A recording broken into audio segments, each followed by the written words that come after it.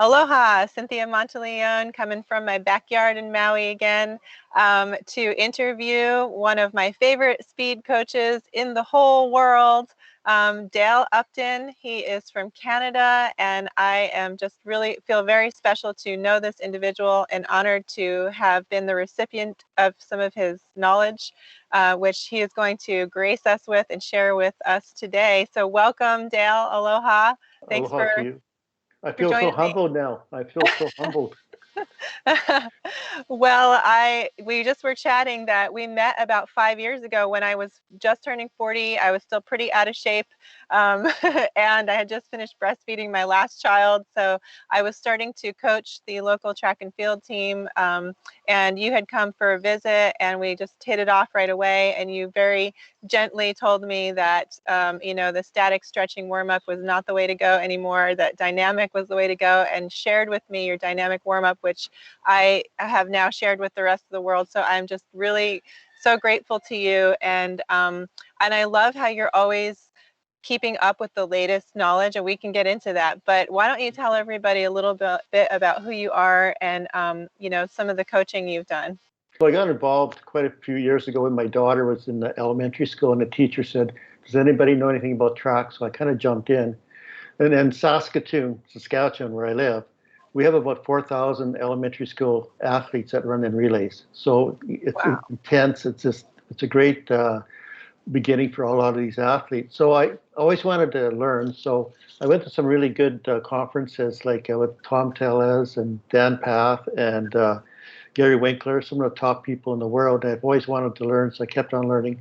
So my ranking as a coach, so I went through the whole procedures of ranking. So in comparison to what my ranking would be in the United States, would probably be a level 4 in coaching. So, and I also certify coaches in the province for hurdles and sprints and also in endurance. And I've had national athletes and provincial athletes, record holders, and some have gone on to the Olympics, like, especially with speed working and that. And I also work on the side with football players, and that's a whole different story there, considering that they should know how to run, but I'm trying to, it's a gradual process. A lot of them are in the second or third years, and it's going through that process of speed dynamics. And I have quite a few master athletes, and we'll get into some of the stuff maybe later on about master athletes and maybe calming them down, and maybe they're no longer teenagers, and just maybe they run correctly and everything else. So that's kind of basically my background. Awesome. Yeah, it's quite a resume, and like I said, you always seem to know like exactly what's going on in the speed world and who's coming up with new things, and how valid it is or not. We just had a recent conversation about someone who seems to be wanting to stand out with a new sprint drill that's counterproductive to actually sprinting fast. So I love that I get to chat with you about that and bounce ideas about that. So yeah. Okay, so I guess my first question is, because you're really speed oriented. I love that you have such great knowledge in the speed. Like when you're, we'll say masters type age, if it's the beginning Okay. sprinter, well, I think you said that, you prefer to work with the younger sprinters because they're, or maybe you didn't say prefer, but because they're easier to teach, they don't know anything. But the master sprinters, maybe they're already set in some bad habits. But we'll go back to, like, say, an individual who just wants to start sprinting for health Okay. purposes. Okay, Right. so a woman, maybe she's turned 40, and instead of training for a marathon, she's maybe read my book and she's decided, okay, I'm going to start sprinting Mhm. instead, because it's better for aging and that sort of thing, my brain activity and all that. So where would you have this person start? Like, where would be So the very beginning starting point? So basically, what I can just go through my warm up. I've kind of changed it. So I look at, and I agree with what the other presenters in their warm up, but I look at the myofascia warm up because I found out we use a lacrosse ball and roll out the underneath of your arch. So you do dorsiflex and plantar flexion, and Okay. then I go into torso activation, and because that's really important because as we mature, the thoracic gets really tight, and that'll transfer down to the lower lumbar, especially in the pelvic area. So I do like yoga exercise like cat cow, cobra, downward dog, maybe leg swings, dead bug, and then I can see the mobility of that female athlete or even male athlete and see where they're kind of rigid. And then I transfer that into walking.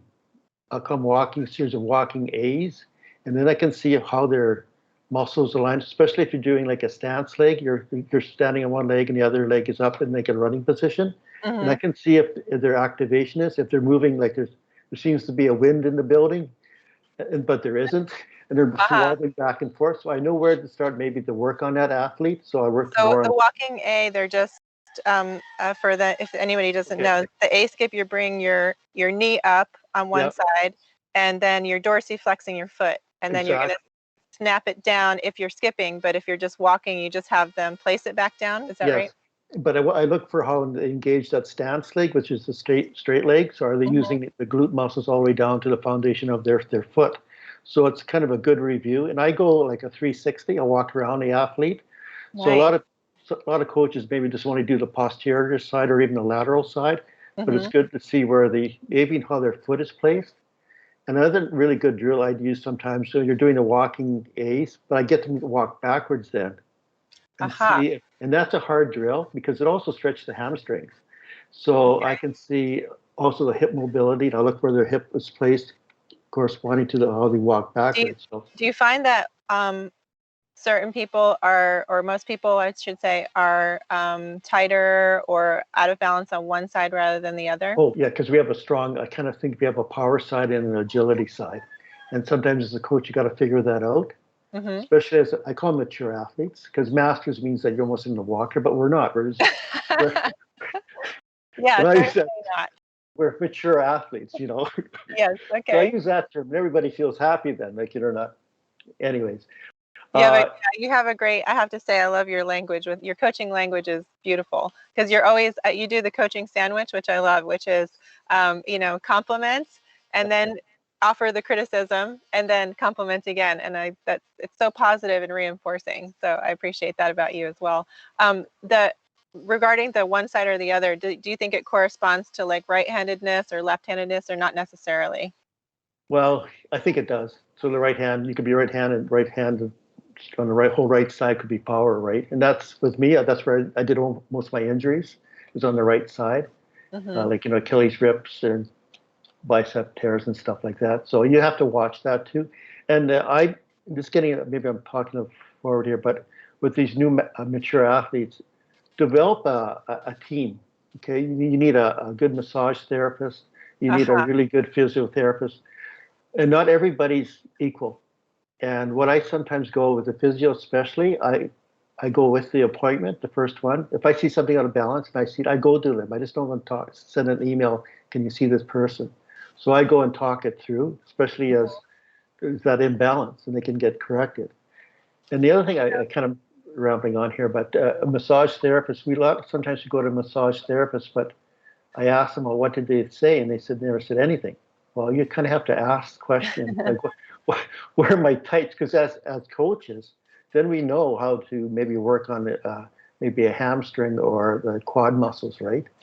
Or Yeah, even the IT bands. that's a great point. I'm going to interrupt you there for a second Yep. because we haven't talked about that at all. But I that is something that I have. I have a foundation of a lot of people on my team. So I do have a physical therapist that I see at least twice a month, and he does correct imbalances for me. Sometimes I have little bones that are stuck in my foot, like or out of place or something from Right. all the pounding. Or usually my pelvis is tilted one way or the other, and he corrects it. So I do have a physical therapist and I do have a massage therapist. She's great. She says things like, "My fingers have eyeballs. I see. I Yeah. can tell you're tight here," or whatever. But you're right. We do talk the whole time, and I discuss like what might be going on.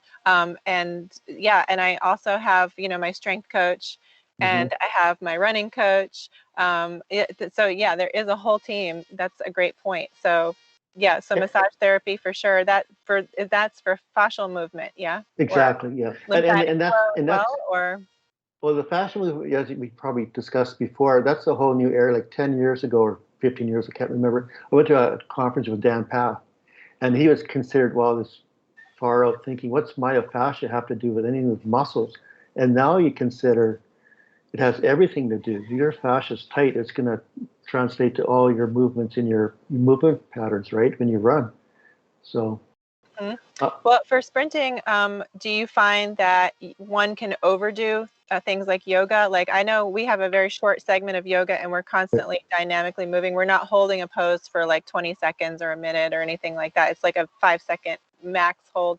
But do you find that particularly for sprinters, that they can overdo the mobility or the yoga? Well, you become hypermobility, right? And then Right. you start getting into loose hips, and then the whole running pattern gets changed. I've seen it in some of the athletes that they're starting to. One example is if you're throwing your arm forward too far, because they also got mobility in their shoulders. What happens is that you all see on the left side. Say I'm throwing my right hand forward. All of a sudden, you see the left side. They're extending their tibia too far, and they're overstriding because they're throwing. Remember, it's a yin and yang. Your balance of your body, right?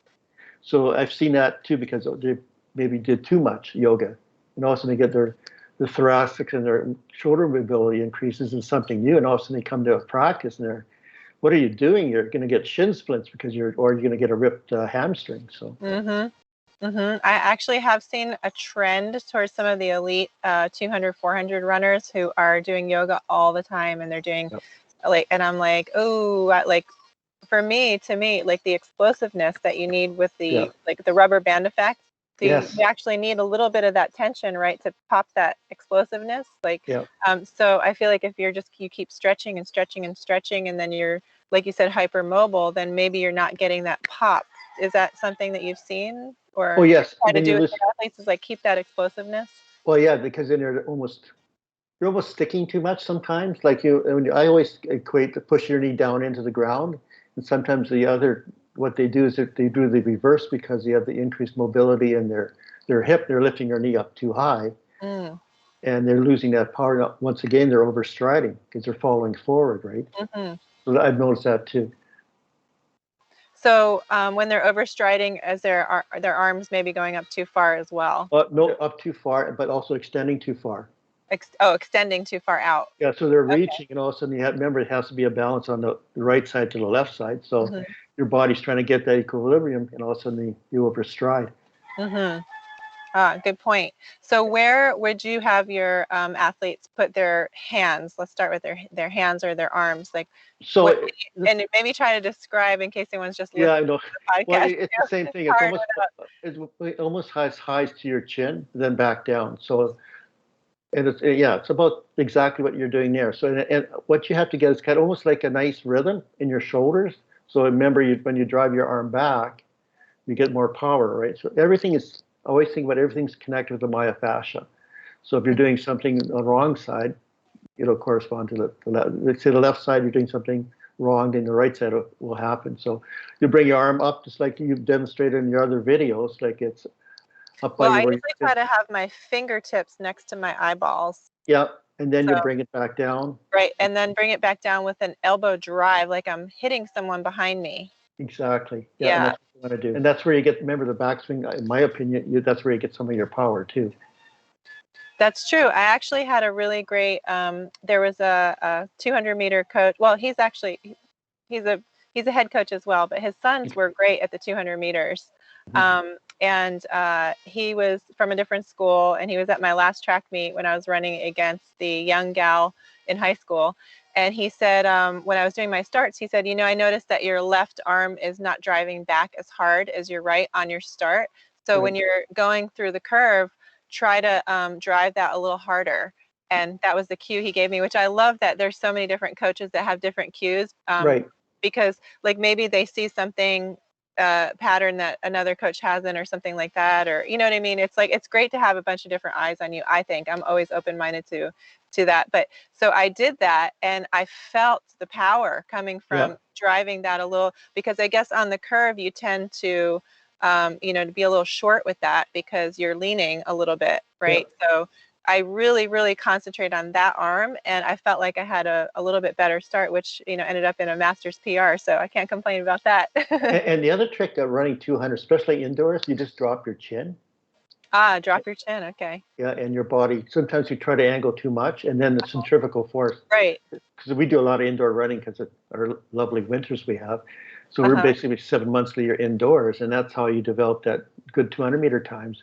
is just to kind of drop your chin, and your body will go around the curve. So that's a great point. I did see that somebody recently said, don't lean into the curve. yeah, Like you'll naturally lean into the curve if you're right, doing the right position. So that can lead me actually to another question about sprint techniques for beginners. right. Where, because okay, we tend to have weird head positions when we first start Oh, running, yes, all over the place. Sometimes people are back here, and all the way looking at the sky, and then sometimes they're looking at the ground, and that if you're listening and you do that right now, like if you look back, you'll feel your whole body go back. And if you look down to the ground, you'll feel that all of a sudden, like definitely you're leaning over your knees and your stride's going to be shorter.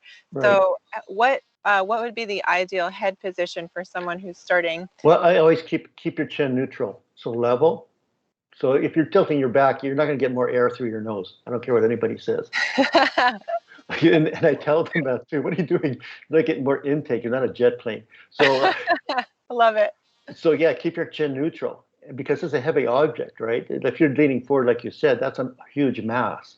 So you start falling forward. So, and just getting back to it, it took me a long to develop the coach's eye. So what it took me, my head was be just blown apart because I have to watch everything.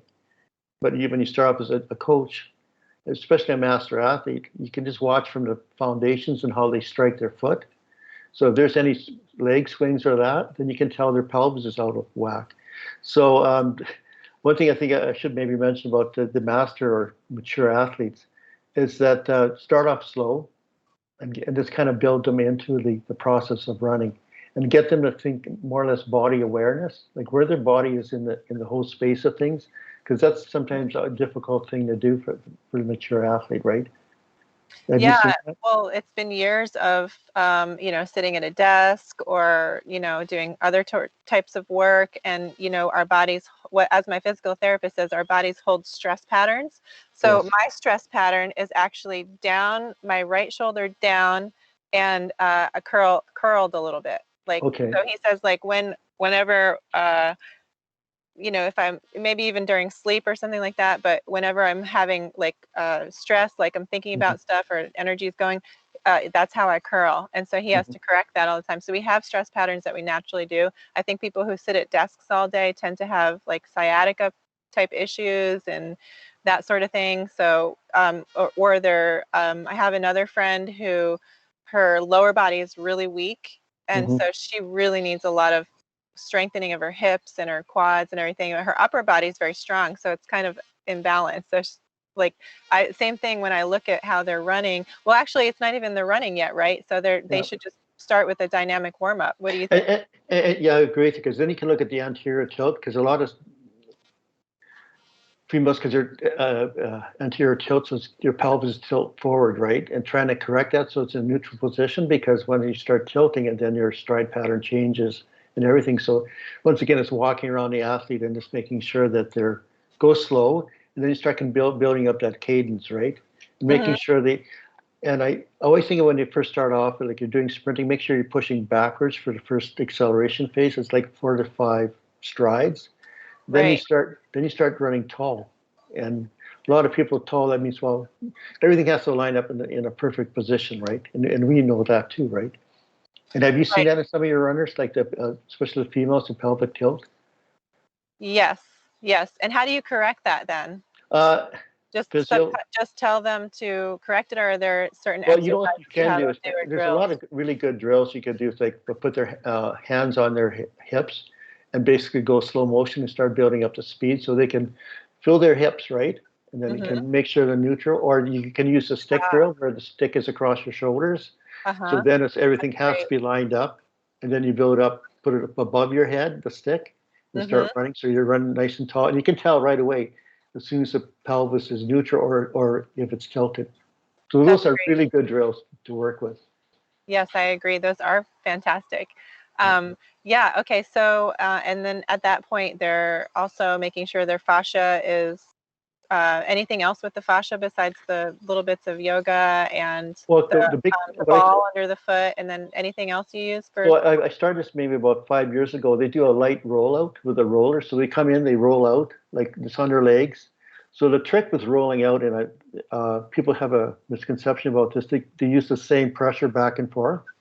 So Right. so what you're doing, if the lymphatic system's trying to get to the waist, you're basically just going to a washing machine, just moving things back and forth. So remember, apply pressure towards your heart and relax going back. Okay. I Well, never hear that before. yeah, I've only ever used the foam roller for like an ART type of thing, which is, active release. So it's Yep. more like pressure, release, move it a little bit, pressure, like especially on my IT band area or something like that. That seems to work. My mentor Charles, of course, would Yes. say intercourse with a foam roller is not a warm up. Well, no. That was specific to strength training, but still, it was really funny that, like, I think you're right that there's a certain strategy towards the pressure and not Yeah. necessarily just the rolling back and forth. Yeah. Well, because it's also the neuromuscular activation. So it's almost getting the body ready to run. It's almost a psychological thing too. So if you do a light rollout in your hamstrings or your calf muscles, then you kind of ask the athlete how they feel. So you can tell if there's an area that's still tight, you go back to it. So a really good yoga pose is the reverse Nordic, where you're on your knees and you lean back to about maybe 40 or 45-degree angle. And then that can tell if your hamstrings are too tight or your quads are too tight. So then you go back and maybe do some kind of exercise to warm those up a little bit better. That's awesome. Yeah. Okay, so they've done they're rolling out and they're done their dynamic warm up and they're ready to maybe do a beginning workout. What would be like a beginning workout you would give to somebody who's just starting? So what I'd probably do is after the basic dynamic warm up and they do excels through that. I'll get them to maybe do 3 excels a little bit faster, maybe like 70%, and then I get them to strap on their spikes. Depends if it was basically a speed workout. I'll get them to do maybe a faster excels, and then I'm still watching for any weaknesses in the body alignment, because sometimes these mature athletes they might have drove 70K on their bikes the night before, or they did something else and they don't tell the coach. But sometimes the coach can pick up on those things because you're not moving very good. So I think also communication, tell us if you're, I had a really intensive workout, or they maybe did a weight workout that maybe in the morning they're coming to a practice later at night. And so I think it's that communication thing. So getting back to your thing is it's also going through, you're always watching your athletes. So they're doing the speed workout, the 2 fast excels. So if they're beginning though, how long would they wait until they try out spikes in your opinion? I go fairly quick. Oh, you go quick so that they get used to it? Yeah, speed is speed. If you train slow, you run slow. Okay. But remember, their speed is not really so they're running 7 seconds, 7 meters per second. That's not really that fast. So if you get up to 9 meters per second, then you can start looking at maybe some concerns or something like that, because they're not going to run very fast for their capabilities, right? Okay. So the excels, in case anyone doesn't know, that means you're accelerating like a build-up type thing. Yeah, right? You're building up your speed. And for how far is that? Is that like 30 meters or? I go about 50 meters. 50 meters. Okay. Yeah. And like three to 6 of those? Yeah, and then they do basically a slow walk back. Yeah, that's what I do that too. I do exactly that. But good, you're a rock star. So that's excellent advice. And so they're building up their speed. So that's actually warming up their muscles a little bit more. And they're not going to 100%. They're going to 70, you said, right? Like about 70%. Yeah. And the other thing too, you never run 95 or 90% really when you start off. It's basically 80%, right? And a lot of my workouts, I say it's 80%, and I can kind of tell. You get kind of a natural sense how fast an athlete's moving. And then maybe I'll go up to maybe running 20 meters or like for maybe a 2-minute rest in between. Okay. Maybe a set of 4 or 5 of that. So like 20 meters, 4 or 5 times 20 meters at 80%? 80%, yeah. Okay. And then you can tell. And then, once again, it's all that 80% could be the 100% of them, right? Right, right. Mm-hmm. So, and that's, you have to kind of remember too. Yeah. Okay. And so they're just gauging their 80% off their effort, because at that point they're not experienced enough to have a time trial really, or exactly. Because usually you would gauge it off of what your fastest time is and then go back from that percentage wise. But if you're just starting and you don't have a time trial, you can just kind of go by your effort. Like what effort are you putting in? And they have that. sorry to interrupt I you, feel but like they I'm had gonna, that. go Yeah, ahead, you go. they have that sense what it feels like too. So, and the other thing, watch out for your Achilles problems because you can tell how they're landing or any problems like that. So how they're landing tells you if they're going to have Achilles issues? Well, you can tell there's some wobbling in the strength in their ankles or something like that. So that's what I kind of watch So at for that too. point, you would send them to the strength coach to have strengthening of Yes, the ankles. yes, In exactly. in our warrior community last month, we had Robert Jacobs from the RAC Atlanta break down and explain some really great like tibialis exercises to prevent shin splints and to strengthen calf and Achilles, just really awesome. So I always try to encourage people to include those when you're beginning to sprint, because you're right. Like if that ankle is too weak, it's going to cause the Achilles tendon problems. Yeah. And I find that certain shoes do that too. I don't know if you've had experience with that. That's another subject, but Oh, like that's for me, the Nike shoes are like terrible for the Achilles somehow. yeah, yeah. We will get yeah. I used to go to that brand, but there's a whole bunch of new running shoes coming out that they have to be approved now, especially in track meets now. I don't Oh, know if those you've heard. carbon ones? Yes, and Yeah. you have you heard about the new rocker ones that for long distance running that I don't recommend, but they're Yeah, really.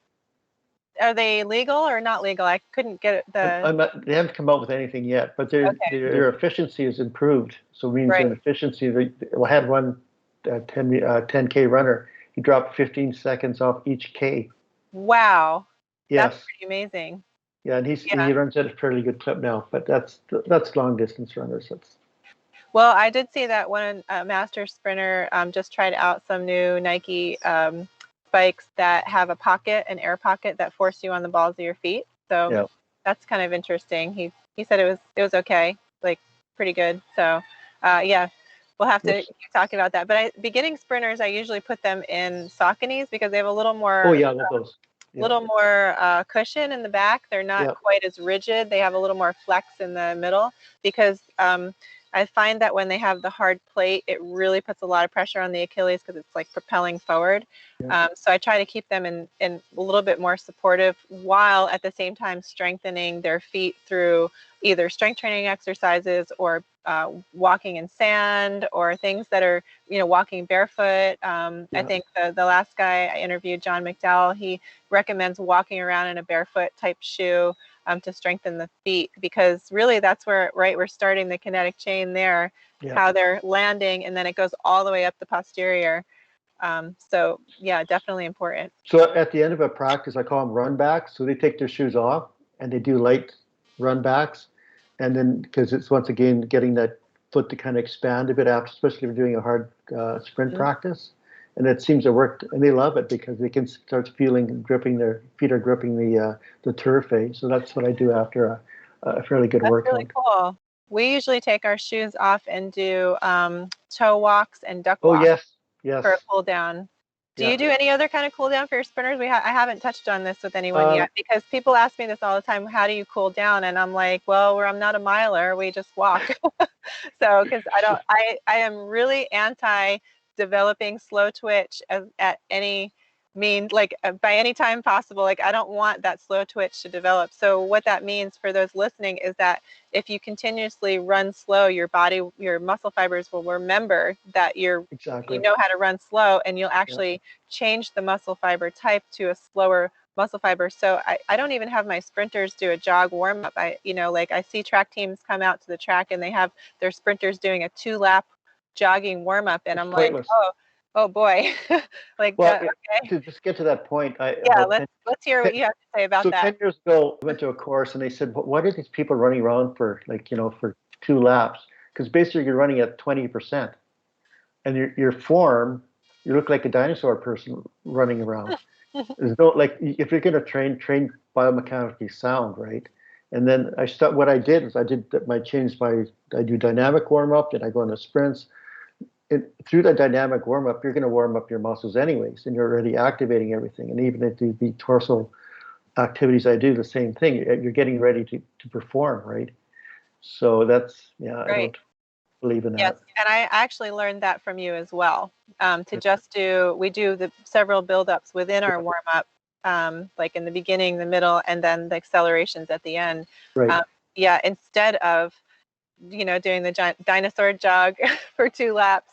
But So I yeah, think I think that that's old-fashioned advice that yeah. a lot of people who haven't had the training like that you've had, and the knowledge of the science of the muscle fibers, don't know. So I would say avoid jogging. So the same thing for cool down, right? You don't want to jog for cool down either. Well, and those run backs, they're fairly aggressive. Like, they build up their excels, but they're in bare feet. But Mm. what I do sometimes is arm circles, like, kind of get the blood flowing. And then I do standing tall. You stand up tall and put your arms up tall. Then you go down and touch your ankles and do Okay. it kind of, those just kind of extend the thoracic spine and lumbar spine. Nice. And then I do deep breathing at the end. Mm, And nice. So are sometimes I they get them. sitting for that or standing for the No, deep? they're sitting. And then Okay. I do something else. It's when they lie flat on their back.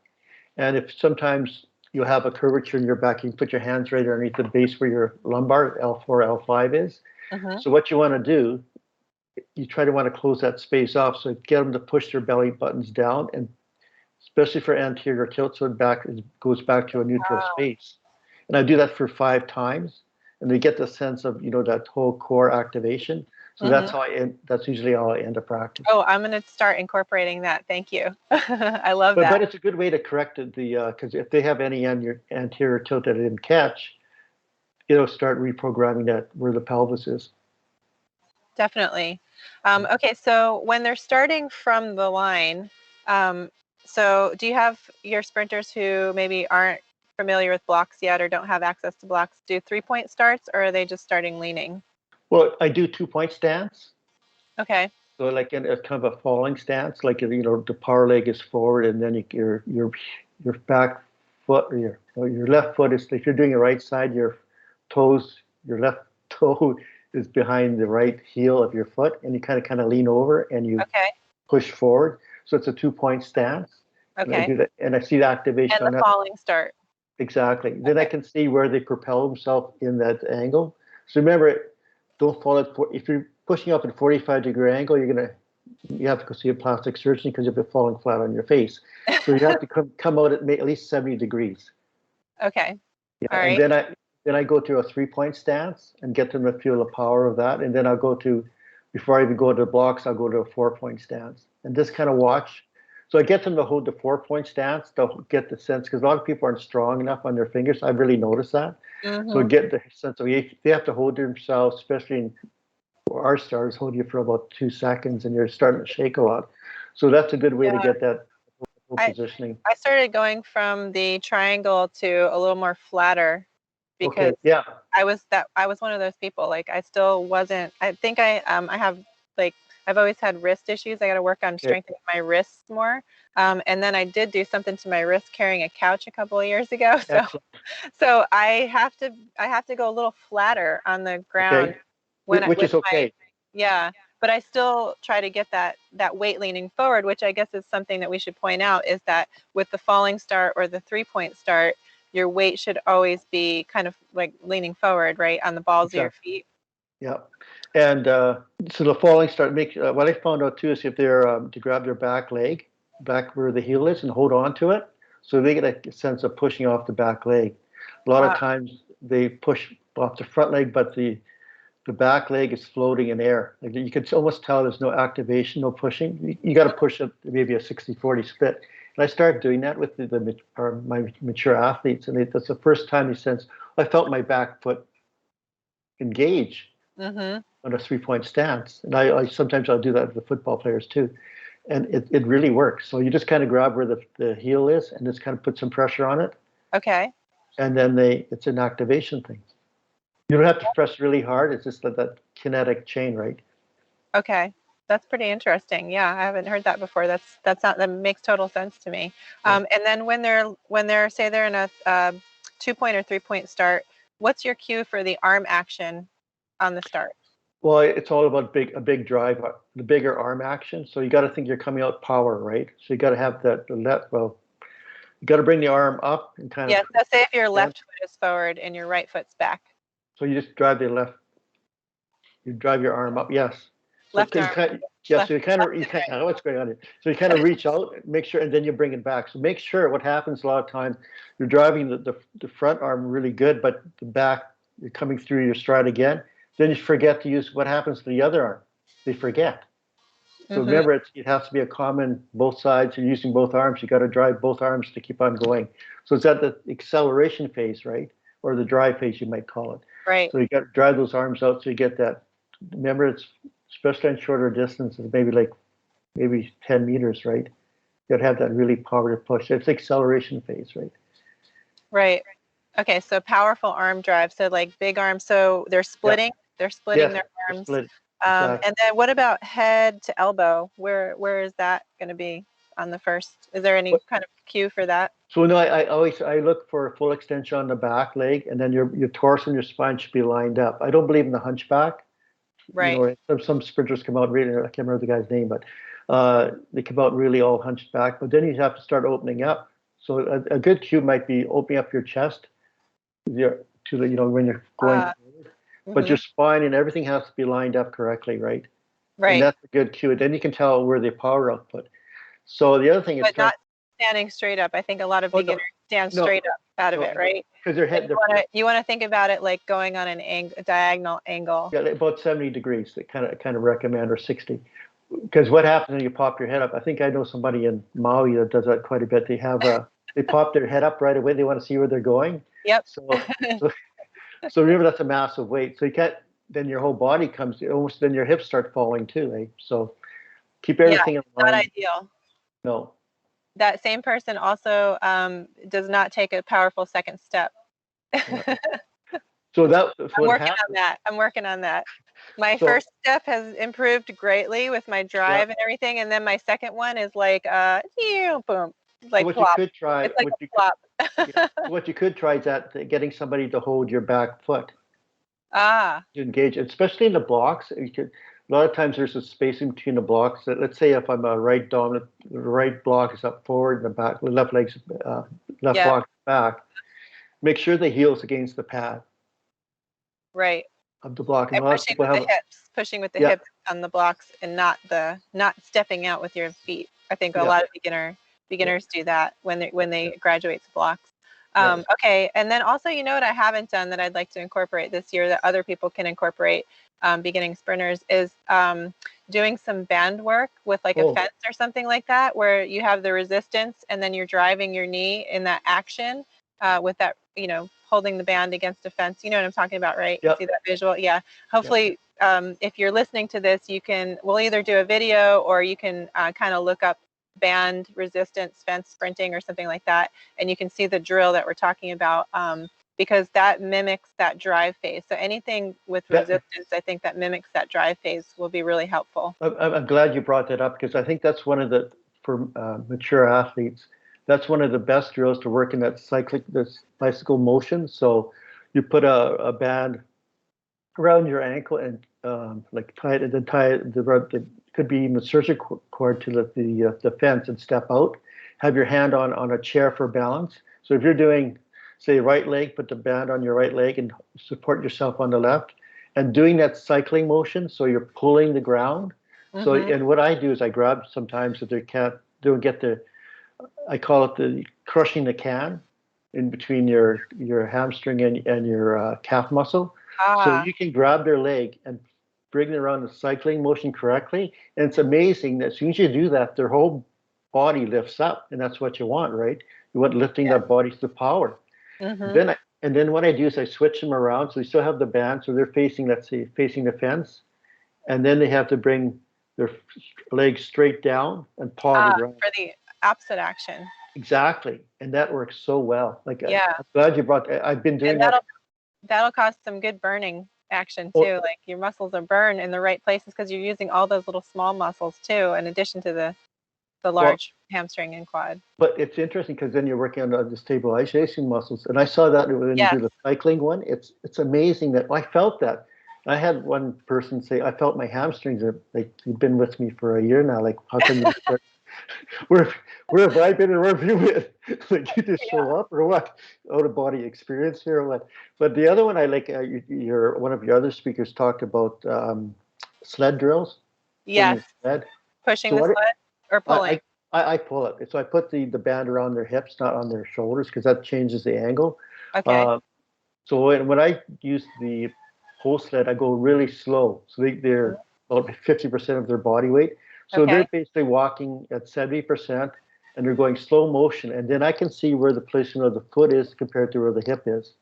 And they Right. get that sense of where everything is. So it's muscle memory. And then I start picking up the speed with them, okay? So they might do 3 circuits of that, 3 reps, and then I get them to start maybe increase their speed a bit, and they start getting that where the hip and the foot, everything lines up. And That's that's awesome. what, And and I do that. I usually do that at the beginning of the year, just to okay. get to see Right. where they're going, right? So So in the conditioning type phase, exactly, because if you are a beginner sprinter and you do want to compete, some people don't want to compete, but if you do want to compete, you generally start training in the fall, right, and then you do maybe an indoor or two meet, maybe not, and then you're peaking a little bit there, but then peaking for outdoor. So you want right, to your general conditioning tends to be in the fall right. type months. Yeah, base training. Not in Australia, but That's right. but Yeah, for the U.S. and Canada. yeah. So we do the um, base training, or I call it race preparation. So yes, great. So one thing I want to point out about that is last summer I had a really fun girls group come on to my house on Friday nights, and we did not strong man training but strong woman training good. because Did we you were do? all ladies. But I mimicked the strongman training, and I didn't have a sled, so I got a tire from a tire shop, like a used Oh tire, yeah, yeah. and just for fun, I painted it bright pink with glitter spray paint. But Excellent. you don't have to do that. And No. then we got either a chain or a really thick strap. And then I did order from Amazon just the belt to Yeah. pull so Right. that it's around your hips, like you said. And we pulled the tire, and I put it was just big enough that I could put a 45-pound plate on top of it, Mhm. so that we had, and some women could walk it, and Yeah. actually I think the walking was harder because you don't have as much momentum. Yeah. And then some of the women would just be taking off and sprint. We probably went about 40 meters, I would say, with Okay. that in the cul-de-sac. So, Excellent. so I'm just offering as a suggestion, if you can't buy a sled, or you don't have a sled, you could always pull an old tire with a plate on it or some weight on it, and just find those little straps. They're pretty inexpensive on Amazon. So when you do the sled pull, you have to kind of look too. Like I only go up to 20 meters because then you're getting into Oh, a you different. got one. Okay. Yeah, because then you're getting different phase, right, of Mhm. sprinting. So, but I bought one of those ones where they're on the wheels, like those push sleds on the Oh wheels, yeah. Uh-huh. but they're pretty pricey. But that I Yeah. love the machine. So Yeah, we made our own sled out of a, it was like a dolly with oh it's like yeah, basically just the wheels and the boards, and then we put an umbrella stand on top of that, and then a tire with some weights on top of that, or something like that. Or yeah, I think that's what it was. The tire kind of held the weights yeah. in, and we pushed it up the little slope of the driveway. So we really made it happen with no type of equipment. Have you put a patent on that? No, no. I encourage everyone to just, DIY it if you can, just to get Yeah. the job done. And, But yeah, that resistance, I think pushing, similar action, but also the pulling right. with the resistance is awesome. My dream sled would be the one that goes over the blocks. So I think that Well, would help me a you lot with my start. you can find a welder and build your own. Yeah, I don't So you know take the anybody that welds, but I guess I could probably find somebody. yeah, Yeah, yeah, and you just 'cause they're build the pretty frame. pricey. They're a couple $100, I right? know, At but you least can build your own. $400, I was 300. going to get Yeah. I was going to get somebody to build one for me because that would really help a lot. So getting back, I also do the bands. Like I get surgical tubing, and Mhm. then I do also do resistance, holding them back, and that's another way to just to Okay. see body alignment. Eh? So they have the band around, just for people listening, they Yeah, have a band around their waist, and have somebody help and holding then them back someone's holding them back, and they're and driving resist. against that resistance. Yeah. Yeah, that's And then you awesome. increase the speed too, but not too fast because sometimes the back person holding is flying horizontally Oh and you yeah. can't keep up. And do you ever have them let go and then they Yeah, yeah, I increase do the that. speed? And, Yeah. and you can there's a harness you can buy, but I think you can make those, like there's a release on it. Like Oh, right. Mm-hmm. I Yeah. made quite a few of those ones. I Neat. learned how to sew. So those are some pretty good drills. And then, okay, let's talk a little bit. Went from the beginning, and then when you're transitioning, say if you're running 50 meters, Right. you're transitioning, and then you want to come to your top phase. This is the discussion we had. There's somebody out there that says, oh, you should be kind of crunched in a fetal position almost when you're running for maximum speed. But all of the top sprinters that we see have kind of like this chest open type. What are your cues for when you get to transition to top speed? Well, that's a really good point, because I always think that you should be just leaning a bit, maybe a couple inches forward a bit. You're still running tall, I call it the Viking pose, where you kind of you're projecting your chest. Okay, and you almost projecting your feel chest, that's a good cue. Yeah, Like these projecting are your the chest. cues and the visuals that I love to hear from coaches, because it might click with someone of, Yeah. what to do. And always think about running powerfully, like use the arms to run powerfully, and make sure they're going back to get that cadence. And you're almost getting into a rhythm. So if you can feel that in rhythm, like you're like towards like after acceleration phase, you want to be feeling that you're pulling the track back, not pushing it. Because pushing, you might end up pulling a hamstring. So that's what I learned that from one of the coaches down in UCL. Mm-hmm. Pulling the track back. Okay, great. Yeah, because everybody does that, and also how they land too, and Mm-hmm. make sure, and especially from a posterior view, see how their foot is landing. So there should be supination when they kind of land with their big toe and pulling back. So watch if they have any type of deviation from that, because maybe they're not supinating their foot. They're doing maybe just flat foot. They're landing flat. Instead, like remember when you land, it's forefoot, then really touching your heel, touch it very lightly, and it goes back up again, right? Right. So you're mostly touching on the balls of your feet, right? Exactly. And so you're grabbing from there.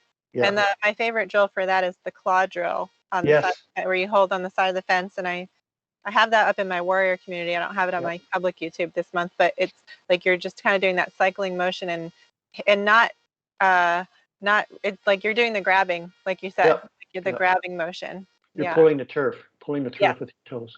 Yeah, that's an excellent drill to remember what it should feel like in that position. Yeah.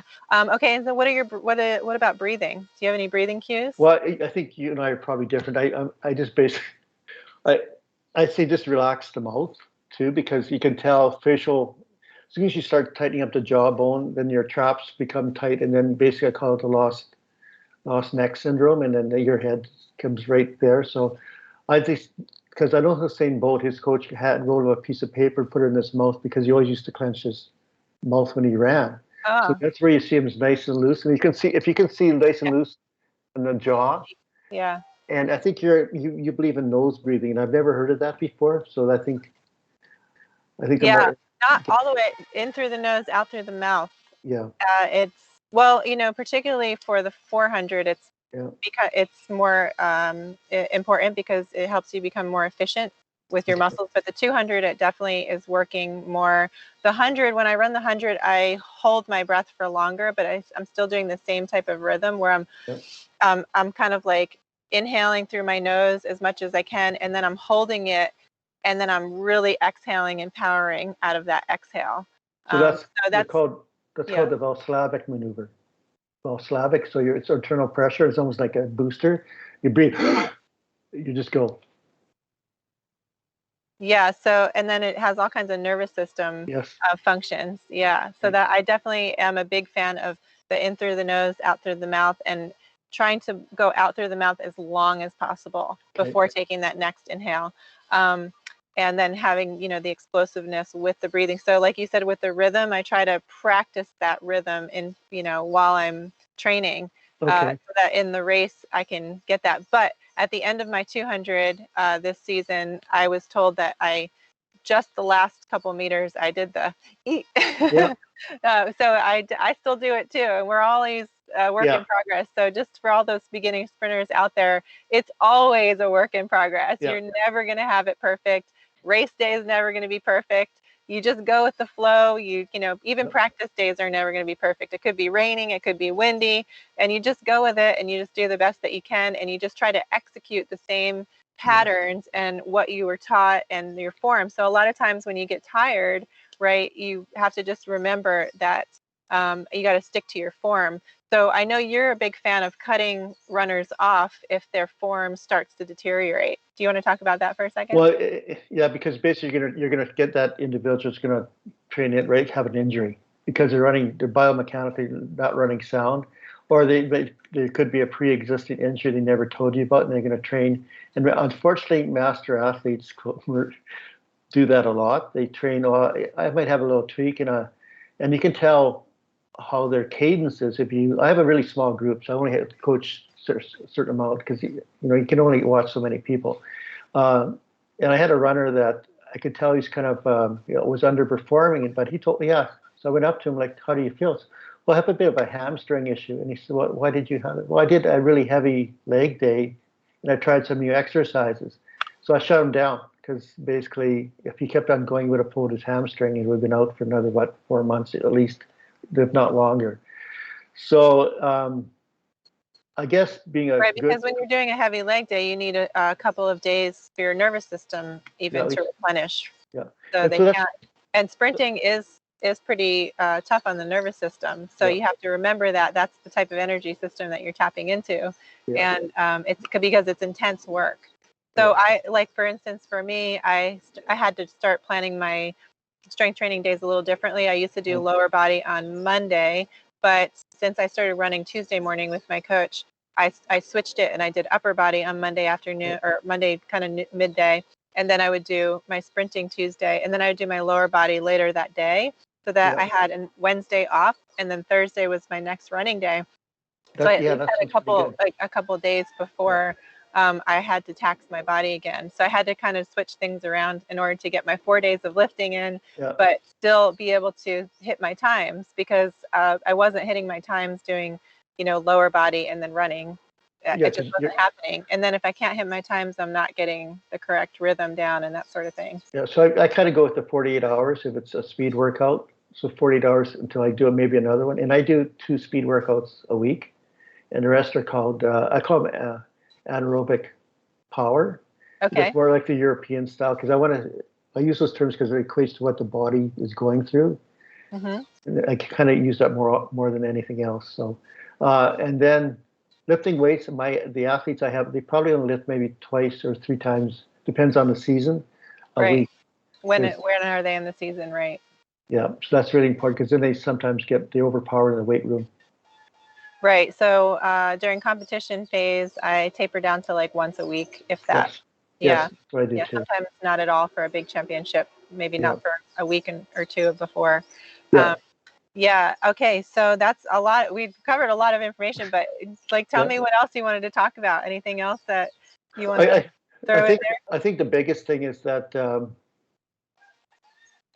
have a good physiotherapist. And so when I get a new, I usually sometimes I'll do a baseline. So I'll have a new master athlete come in, or a mature athlete, and I'll watch them, and then I want to do a baseline with you, because sometimes there's some mobility things I can't pick up, whereas a really good sports physiotherapist can see. Mm-hmm. And then I'll get the report back, or I may go with them, right? And we kind of work together. So I think within the first couple of sessions, that's what I would like to do, especially if they're starting off. I also do that with young athletes too, because they're coming to me from different sports. And I just want to make sure the biomechanics of their body, there's nothing hidden. And sometimes you can pick that up. Maybe they could be a weak, their hamstrings are weaker than their quads. So they're quad dominant athletes. And then for sure they're going to have problems with their hamstrings. So, sprinters, that's God made hamstrings. I don't know what happened there, but he should maybe re-look at that, because hamstrings are just, oh my God, here we go, another hamstring injury. And that's the hardest thing to see an athlete in a practice or in a competition pull a hamstring, because you're in trouble. Right. And the one last thing about, I haven't talked on, I know it's sprinting, but preparing for the race, I always prepare, because sometimes you have master athletes, they're not going to run at that speed. So I usually have maybe a month, or maybe I call race days. So on the end, could be the end of the week, I have a competition. So they're going to run one event, and they're going to warm up properly, and then they get used to competition. I love that. So, and preparation is key. Yeah, especially, for mental, physical, the whole yeah. thing. Yeah. So I had an athlete that went to a national championship, and he was doing he was a good practice athlete. And I did some, race prep, but he got it to the championship, and in his warm up, he hurt himself because Mm. his body, his mental state was so hyperactive. Like Mm-hmm. the neuromuscular system, it just fried himself. And I could see he was doing a warm up, and he pulled a hamstring. Aw. So, but you have those athletes like I call him a triple A personality. You can just tell like they're revved up just walking into practice. They're ready to go. Like it's like let's go, just relax, Yeah. chill. I try to mitigate that. I've talked about it in several different podcasts through Okay. nutrition. So it's my belief that you actually can lower your distress. So I talk Okay. about distress versus eustress. So you want to be Okay. excited to run because the Mhm. cortisol will help you a little bit, but it has Yep. to be in a positive manner. There was Exactly. a study on wrestlers, and they found that the more cortisol they had, so the more anxious they had, the Yes. worse they performed. So if the more anxious you are on race day, the worse you're going to perform. So I really feel that nutrition wise, a higher fat type diet tends to, or one high in B12 and folate, especially like Okay. red meat, that actually coats the myelin sheaths around your nerve, Okay. and it like brings that anxiety down. And I also talk about how when they're doing carbohydrates, when they're carbohydrate Right. fueled, they're up with the carbohydrates and then they crash. And this Yep. causes a lot more emotion. And I find that my Olympians that are Hmm. basically red meat based, they're Yes. steak fueled, they're steak adapted, they are even keel for their whole competition. And a lot of times they have to compete for 2 days in a row, whether it's a Yes. preliminary and a final, or my heptathlete who has to just, you know, have 7 personal bests in 2 days, Yeah. like That's just outstanding. yeah, so they're totally calm and they're cool and collected, and I really feel like that change happened when they went to higher fat and red meat based because of what it does to your nerves physically. Okay. So Can yeah, I ask you a question? What about the sure. old fallacy about carbohydrate loading? Yeah, so that originally came from a study where they depleted, and it was mostly distance athletes, and they depleted all of their carbohydrates the week before, Mm-hmm. and they also had them not train. So the athletes were not training and not having any carbohydrates the week before their race, and then the night Okay. before they would carbohydrate load. So what I said is a lot of people skip that part. They still train and they're still intaking carbohydrates the week before, and then they're still, having their pasta parties or Okay. downing candy and things like that. And the amount of carbohydrates you need for the glycogen in your muscle tissue Mm-hmm. is not as much as they think. So Yeah, you it can makes sense. actually have a minimal amount of carbohydrates or just be protein based because we know that Mm-hmm. protein also can make it. So it's just really kind of a different pathway. So Okay. if you want to be carbohydrate based and you're used to it, like I don't change any athletes that come to me for advice. I never change them pre-competition. We work on it after their competition. Does that make sense? Like I Oh had a yes. girl, Yep. I have a new client who's a female hurdler. She's a Ohio State champion, and I did her analysis the week before her national championship last week. And so I said, I'm not even going to give you the information. Don't change anything this week because this is not the week to change things. Right. So So start changing I said, things. well, yeah, we'll get to it after the competition. Yeah. So I never change it because it takes a little while to adapt to it. But so there are different pathways, but I Okay. find that over the long run, there are less injuries from not consuming as many sugars, Okay. less injuries, especially for the aging athlete and Okay. for the mature athlete. We need Okay. more protein than the younger athletes because we can't absorb protein as well as we did when we were younger. So I'm definitely into a high protein based diet. Quite honestly, I think that's one of my weaknesses, just finding a good nutritionist. So I guess I have to get you on board somehow Yeah, I'm because happy to help. because that's really, I think, a downfall of a lot of sports right now. It's nutritional. They're into the strength and conditioning stuff, Yes. and Yeah. Oh, yeah. The nutrition. I mean, again, I I've had great success myself, and all of my clients are extremely successful in both injury prevention and or repair from previous injuries, and they're killing it. I mean, my javelin thrower just broke the yes, American record again 2 days ago. Oh, really, she's oh, on congrats. fire. And she was a carbohydrate-based athlete in college and after, and it was causing all kinds of autoimmune issues. And she, when we first connected, she really couldn't function that well baseline. So now that, we've come this far and she's broken the record again, she's headed for, I think an Olympic gold, and I see it happening. And I think that the world record's in her reach now for sure. So it's just very inspiring and very rewarding to be able to help these athletes. So the proof is in the pudding, or the not pudding. The proof is in the steak.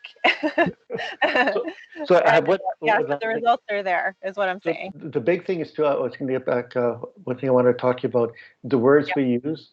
So if we're talking about quick, I don't like the word quick because it means that you're chopping your stride. You're going quick, quick, quick, quick, but there's no activation.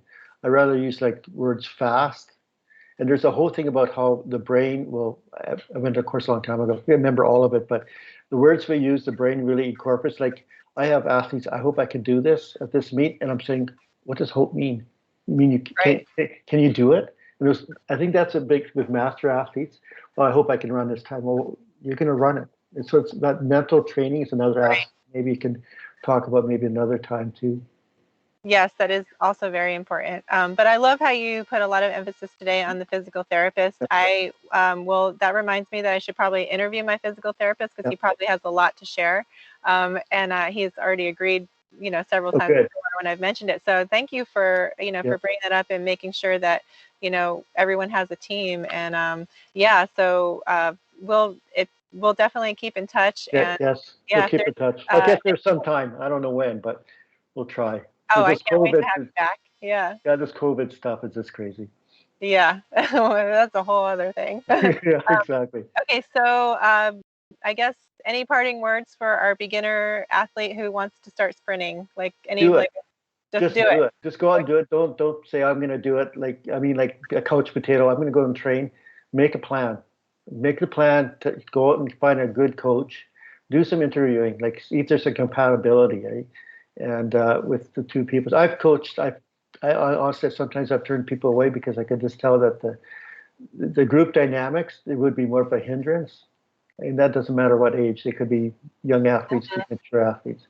Because when you build your team, you don't want somebody who has a dysfunctional aspect of it. So that brings everybody down. So right. Okay, so get out there and do it. Start walking up a hill and start doing some drills and do the dynamic warm up and just get started. It's not as intimidating as it sounds, and you're not going to pull a hamstring if you start slow and gradually build up and you pay attention to mechanics. Is what we've learned today. Is that we really have to pay attention to mechanics. So maybe people should video themselves too. Yes, send a few. Yeah. Okay. Well, where can we find you? Do people follow you online or any website or anything? Yeah, they could probably email me at Dunamis Athletics Track and Field. They can do that, or just go on Facebook. Dunamis Athletics. Yeah, or my name, Dale Upton. They can. Coach Dale Upton. All right. Yeah. Okay. Well, I just thank you so much for your wealth of knowledge again, and I clicked it off. Yes, there was a lot we covered, so I appreciate you so much. You take care. Nice talking to you. Okay, Mahal. Bye-bye.